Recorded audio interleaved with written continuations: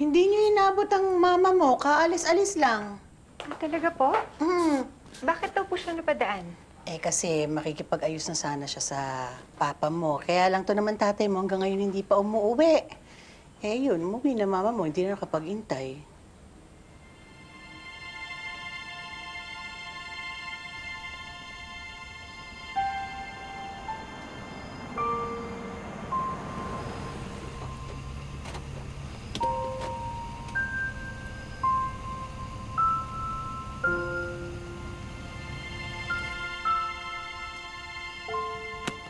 Wala Luto na yung kare-kare.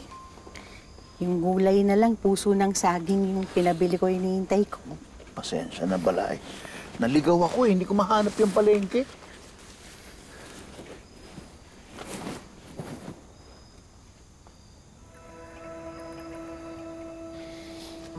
Balae, lanta na to ibig sabihin kanina pa to.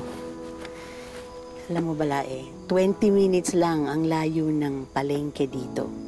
Yung asawa mo mahigit 2 oras nag-intay sa'yo.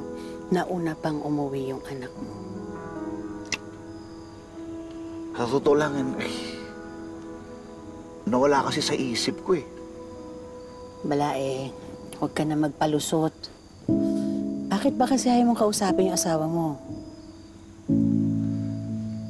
Alam mo, Balae, nung umalis ako sa bahay, para akong nabunutan ng tinik kung saan-saan sa katawan ko. Pero nung nakakita ko yung kotse ni Florence, parang natarakan na ulit ang mga tinik na yun. Paano na yan, Balae? Nagpapakumbaba na yung asawa mo sa'yo. Hindi ba yun naman ang gusto mo?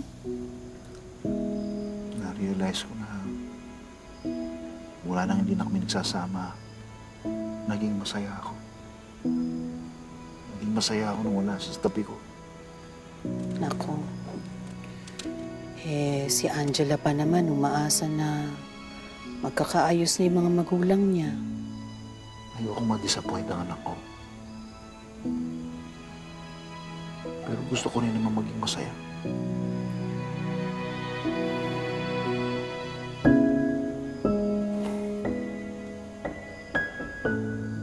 Actually, nakatulong nga na naglaya si Papa sa bahay Kasi kung hindi niya ginawa yun, hindi ma-realize ni Mama yung value ni Papa sa buhay niya.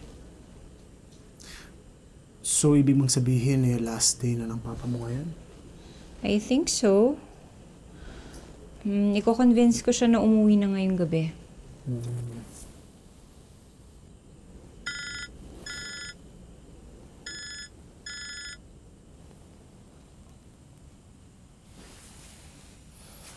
Hello?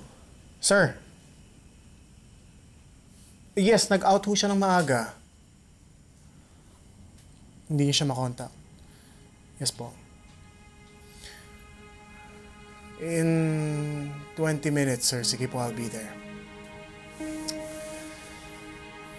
Sige po. Salamat. Love, may kliyente naghihintay sa office. Dapat i-update siya ni Chloe. Kaso, hindi nila makontak kaya sa'yo pinasa. Kakauwi mo lang Nga, love Kaso kailangan ko pumunta. Kailangan ko sundin yung boss ko. Pero love, huwag ka mag-alala. Pag nakaipon na ako, tatayo ko ng sarili kong kumpanya.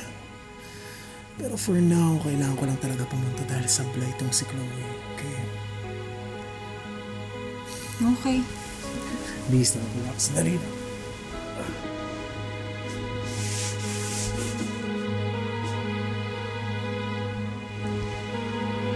Saan mo kasi yun si Chloe?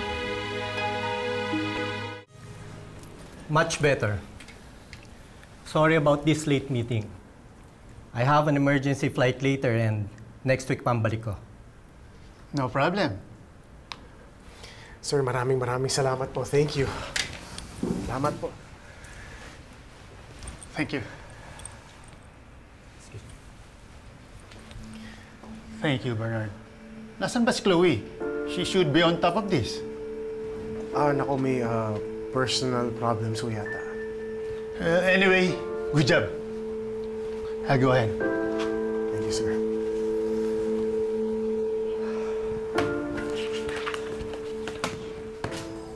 Salamat, Bes. Kamusta na si Tita Bing? Okay naman na. Nailipat na siya sa regular room kahapon. Kaya, eto, nakabisita ako sa'yo ngayon kasi malaki na improvement niya. Ay, salamat. Thank God. Sabi ko sa'yo, gagaling si Tita eh. Teka, sabi mo galing ka sa condo ni Chloe? Anong ginawa mo doon? Gusto ko lang sana siyang i-check. Kaya lang sabi dun sa reception, di pa daw umuwi. Hindi na siya kasi na-contact simula nung nagkahiwalay sila ni Jerome. Naghiwalay na sila ni Jerome? Uy, nawala yung anto ko sa sinabi mong yan, ha? Oo. Tsaka mukhang hindi na sila magkakabalikan. Kawawang Chloe. Sigurado ako na umiiyak na yun at saka naglalasing sa kung saang bar. Naku, hayaan natin siya, no? Malaki na siya, kaya niya na yan. Eh, sana lang kasama natin siyang umiiyak ngayon. Katulad noon, nung naglulungkot-lungkuta dun sa Boracay boyfriend niya. Sa bagay. Nakakamiss din yung lokal-lokal yun, no? Sana maging okay na kami ni Chloe, no? Sana bumalik na tayo sa dati. Tsaka sana yung susunod na boyfriend niya. Walang asawa. Lokal-lokal kasi yung babae yun, ewan ko ba?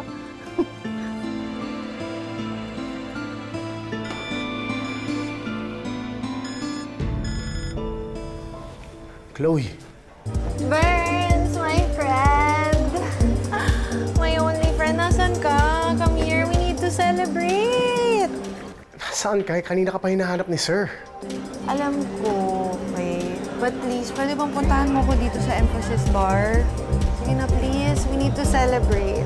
Kailangan natin uminom kasi finally, hindi na ako kabit.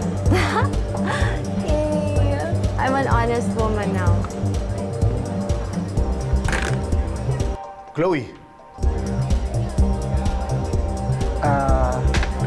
Hello, sir. Sir, sunduin niyo na rito yung kaibigan niyo. Kanina pa po kasi ito nagwawala dito eh.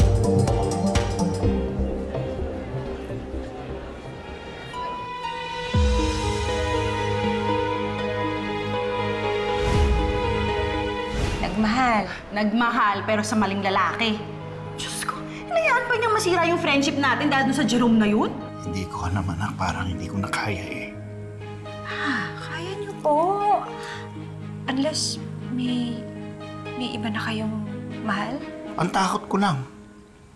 Mamaya, makarma ako, mapasa ang kamalasan ko sa anak ko. Masaya ka ba para sa akin? Hindi lang ako masaya para sa'yo. I'm proud of you. If only I can turn back time, things would have been so different. Malabo lang makabalik sa moment na yan. Do you remember this?